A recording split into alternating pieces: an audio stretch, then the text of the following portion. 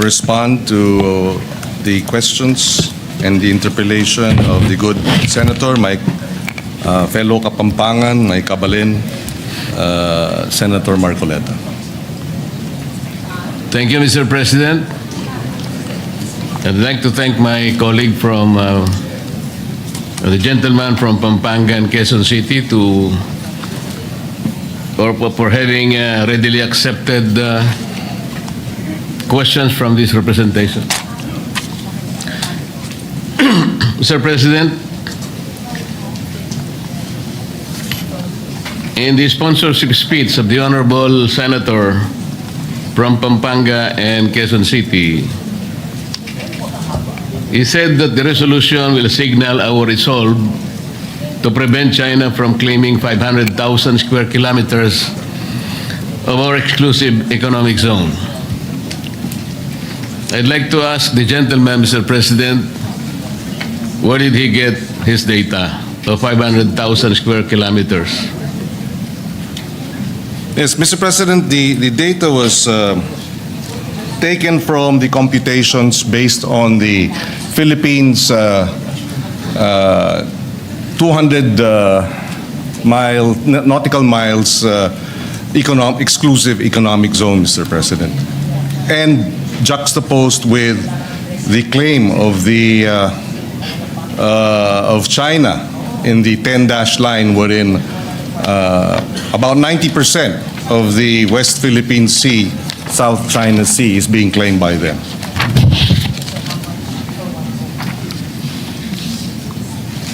Mr. President, is the gentleman aware that there is a post from the National Security Council of the Philippines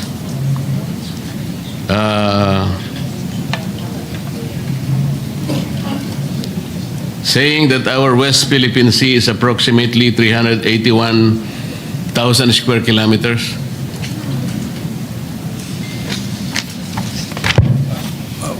300,000 square kilometers, Mr. President. Are they referring to our exclusive economic zone or our territorial sea, or may we be clarified? Our exclusive economic zone with respect to the West Philippine Sea, Mr. President. Mr. President, I'd like to clarify. I'd like to be clarified, rather, because the data that was provided us by the advisors to the Philippine delegation to the to the Hague, the International Arbitral Tribunal, provided the amount of approximately about 500,000 square kilometers. So we will have to clarify that, we would like to be clarified, Mr. President, as to the data. But having said that, assuming it's 345,000 square kilometers, that is still double, pretty much, or almost more than, or close to double, our land mass. In other words, it is a huge amount of exclusive economic zone being claimed by China. That we have sovereign rights over our territorial sea, as well as we have exclusive rights over our exclusive economic zone, which includes, as the gentleman has mentioned, at least from his data, 360,000 plus square kilometers. Mas malaki pa sa ating lupain. Kaya hindi maaari nating hayaan na lamang na aangkinin at ng ibang bansa, lalo na ang China. Mr. President, I'm making this clarification because I would like to believe that the resolution is particularly related to our claim in the South China Sea, part of which is now being called the West Philippine Sea. According to the National Security Council, our exclusive economic zone in relation to that is only 381,000 square kilometers. And that is the principal interest in relation to the sponsorship speech in connection with the resolution under consideration, Mr. President. I would like to correct that because the 500,000 does not exist, Mr. President, because as I will discuss later, in Magalliano versus Ermita, this is a jurisprudence that was penned in relation to the conflicting maritime area in Republic Act 3046 and Republic Act 9522. Our Supreme Court had the opportunity, Mr. President, of adjudicating that our total exclusive economic zone, not only in the West Philippine Sea but in the other rest of the world, is only 382,669. This is already in the jurisprudence, Mr. President. Thank you for that, Mr. President. We are currently securing the information that was relayed to us by Justice Carpio, and therefore, assuming for the sake of argument that it is 345,000 square kilometers, it does not remove the fact that that is a huge amount of our economic zone that is being aggressively taken over by China.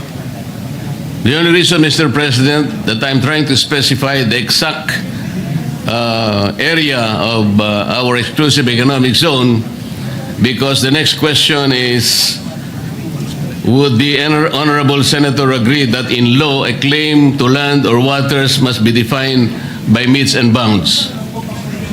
Mr. President, we, with the indulgence of the good senator, we already have an arbitrary ruling in our favor. So the metes and bounds is no longer debatable. The arbitral ruling has awarded the Philippines and recognized our claim vis-a-vis China.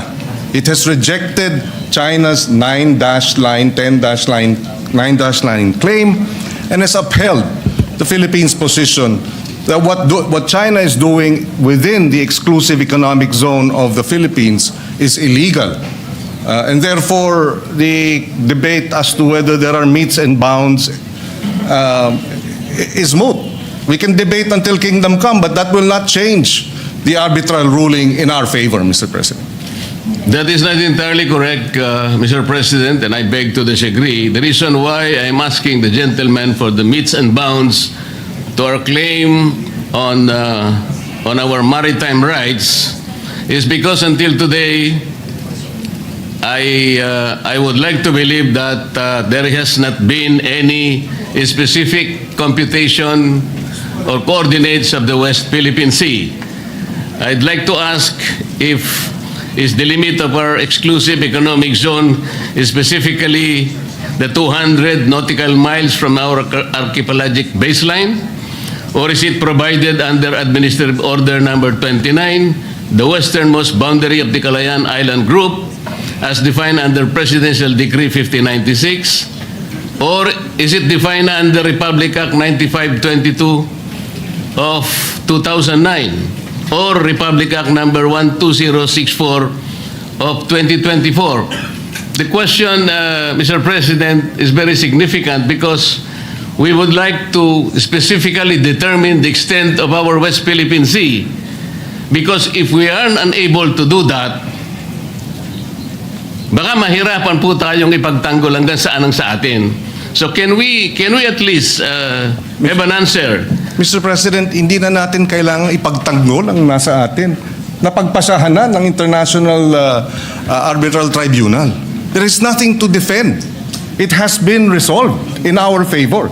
What we have to now defend and uphold is the ruling. Mr. President, I think the gentleman from Pampanga and Quezon City is looking at the arbitral award as it is. I'm not saying that, of course, we won the EEZ, but it is still incumbent for our country Mr. President, to define our West Philippine Sea. Because until now, as we will discuss later with the indulgence of the gentleman, we need to look at the coordinates, Mr. President. I'm only asking whether the basis of the West Philippine Sea is the 200 nautical miles from the archipelagic baselines. Because as the defense establishment say it, Mr. President, it is the approximation of our exclusive economic zone. Our exclusive economic zone is 200 nautical miles from our archipelagic baseline. So, can we assume that, are we proceeding from there? Or are we defining the extent of our WPS from Executive or Administrative Order number 29, Presidential Decree 1596, Republic Act 9522, o Republic Act 12064. Kasi kailangan po natin ma-define muna, Mr. President. Totoo po na ang arbitral award, in-invalidate po yung 9-dash line. Tama po yun. Pero hanggang dun lang, hindi naman sinabi ng arbitral award kung hanggang saan ang hangganan ng ating West Philippine Sea. That's why I am asking the gentleman kung alam po niya kung saan tayo magsisimula para sa ganon, i-determine natin, i-ascertain natin ang extent ng ating West Philippine Sea. Yes, if I may reiterate, Mr. President, we see the point being raised by Senator Macoleta. He mentioned Administrative Order number 29, which defines the West Philippine Sea. It was issued in 2012. On the other hand, in addition, we have the Philippine Maritime Zones Act, or Republic Act number 12064, enacted in 2024. These are government records that recognize the West Philippine Sea in official documents, and under the UNCLOS, which grants the Philippines the EEZ extending to up to 200 nautical miles from its coastline. This is the law. There is an administrative order, and of course there is UNCLOS. It is the position of this representation, Mr. President, that all three, UNCLOS, Administrative Order number 29, issued in 2012, and Republic Act 12064, enacted in 2024, are sufficient to be able to establish our exclusive economic zone as well as our territorial sea, Mr. President. So, Mr. President, if the answer is that Administrative Order number 29, which is the westernmost boundary of the Calayan Island Group, as defined under Presidential Decree 1596, is the very source of our determination of the West Philippine Sea, Together with, Mr. President, the Philippine Maritime Zones Act, taken in conjunction with. So it's the AO 29 as well as RA 12064, and finally UNCLOS. Yes, Mr. President, isa-isayin lang natin. Doon muna tayo sa Administrative Order number 29, which confirmed Presidential Decree 1596. Mr. President, under PD 1596, President Marcos Sr. drew boundaries around certain features of this Spratly Island and called the enclosed area as Calayan Island Group. At that time, there was no exclusive economic zone yet under the UNCLOS. However, is the Honorable Senator aware that in 2016 the South China Sea Arbitral Tribunal declared the boundaries of the Calayan Island Group as contrary to the UN Convention of the Law of the Sea? Well, Mr. President, I'm not familiar with the particular findings, but that is, to me, again, immaterial in the context of the award of the International Tribunal. That will not be immaterial, Mr. President, with all due respect. Kasi nga po talagang sinisino natin, dinidetermine natin. Kung gagamitin po natin yung Presidential Decree 1596, sabi po ng Arbitral Tribunal, contrary po yun sa UN Convention of the Law of the Sea. Basahin po ninyo yung Arbitral Award. Nandun po yun sa paragraphs 573 to paragraphs 576. Sabi po niya, China and the Philippines has no right to enclose the Spratly Islands with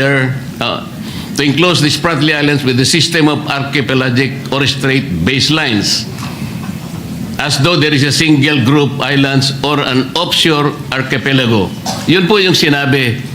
Kaya nga po, I am pointing this out, hindi natin magagamit yung 1596, not even Administrative Order 29. Kung sasabihin naman po natin, Mr. President, yung 9522 na banggit nila, is the Honorable Senator aware that Republic Act 9522 merely defined the Philippine archipelagic baselines from which to measure the territorial sea, exclusive economic zone, and continental shelf. Yun lang po ang ginawa noong 9522. Wala po siyang kinalaman in the determination of the exact area of the West Philippine Sea. Na-define lang po yung mga baselines natin para doon natin kwentahin yung ating territorial sea, yung ating exclusive economic zone, at saka yung ating continental shelf. Alam natin, ang EEZ at saka continental shelf, 200 nautical miles from the baseline. Territorial sea is 12 nautical miles from the baseline. Ngayon po, Mr. President, kung halimbawa ay babanggitin natin ang Republic Act 12064, ito po yung 2024 law, ang may problema po ito Section 2 of Republic Act number 12064 defines the West Philippine Sea as follows. The maritime zones of the Philippines on the western side of the Philippine archipelago, including the Luzon Sea and the territorial seas of Bajo de Masinloc and the maritime features of the Calayan Island Group, shall collectively called the West Philippine Sea. Ano pong problema nito, Mr. President, Your Honor? Based on that definition, would the Honorable Senator agree that the westernmost limits has two elements? Yung 200 nautical mile limit of the Philippine Exclusive Economic Zone and Continental Shelf, and the 12 nautical limit of the enclave territorial sea of high tide elevations of Calayan Island Group, including those outside the Philippines Exclusive Economic Zone. Hindi rin po natin magagamit yung 200 nautical mile limit, Mr. President. Bakit po? Alam po ba ng ating honorable gentleman from Pampanga and Quezon City na pag ginamit po natin yung West Philippine Sea na 200 nautical mile limit ng ating exclusive economic zone, 17 features po ng Calayan Island Group ang mawawala sapagkat wala po siya. Hindi siya na-enclose ng 200 nautical miles. Alam din po ba ng ating honorable senator that four of those features would fall outside the definition of the West Philippine Sea as occupied by the Philippines? Ito pong apat na ito ay okupado na ng ating bansa. Ngunit wala po siya sa 200 nautical miles Katulad po ng Pag-asa na tinatawag na Tito Island. It's 227 nautical miles to Palawan. Parola or Northeast K, 240.2 nautical miles to Palawan. I don't see the... Kota or Laita Island is 207 nautical miles to Palawan. And Lakiam K, 203.7 nautical miles to Palawan. Are you aware, Mr. President, that these features are separated by high seas? Ito pa po ang problema eh. Kaya po nagiging importante na kailangan po natin munang pag-aralan hanggang saan eksakto po ang coordinates ba ng ating West Philippine Sea. Dito po sa binabanggit nating mga batas sa ngayon, kung titingnan natin, hindi po natin sila magagamit, Mr. President. Kaya napakahirap po ngayon nating sagupain yung mga pananaw na parang may nag-aangkin ng atin pero hindi pa natin ma-define kung ano talaga yung atin. Kaya po dito ako nagsisimula, Mr. President. Mr. President, if I may be allowed, again, I don't see the point. Are we trying to say here that the arbitral ruling was erroneous, and therefore we should stop claiming what was awarded us? I don't see the logic, Mr. President. We were awarded by the arbitral tribunal. It is ours. Now, is the gentleman saying the tribunal was mistaken, and therefore what was awarded to us should not have been awarded to us because of these problematic, well, at least from the point of view of the good senator, problematic definition of what the West Philippine Sea is. I beg to disagree, Mr. President. Besides, the arbitral ruling did not touch on the issues being raised today by the good senator. And even if it did, assuming it did, hypothetically, we were still awarded, and we were our claim and our rights were recognized, and China's rights were rejected. Are we saying here now, Mr. President, that we have to go back to the arbitral ruling, to the tribunal, present a new definition of what constitutes West Philippine Sea so that they can amend or they can set aside the award? Please, I would appreciate being clarified. Let me clarify, Mr. President. Are we getting the impression that the West Philippine Sea was awarded to us by the arbitral tribunal on a silver platter? Sinabi po niya kung nasaan yung ating mga coordinates? Well, Mr. President, tayo po ay merong entitlement sa 200... Again, Mr. President, assuming that these have to be defined, I think we can define that by Philippine law. If, assuming, I'm without conceding that there is no definition because we believe it has been properly defined, and Tolentino defined it already here. yeah. Yeah, the baselines were.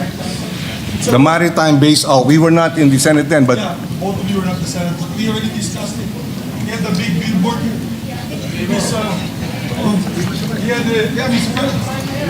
Mr. President, may I, Mr. President? The majority leader. With indulgence to those who were not with the here. permission of course, Yes, with the permission of the two gentlemen. Senators Pangilinan and Rodante Macoleta. Yes, for the indulgence of our colleagues who were not here at the 19th Congress, namely Senator Pangilinan, yourself, Mr. President Pro Tempore, the Senate President, and Senator Macoleta. We had a long discussion on the floor approving the baseline, Philippine baseline maritime zone.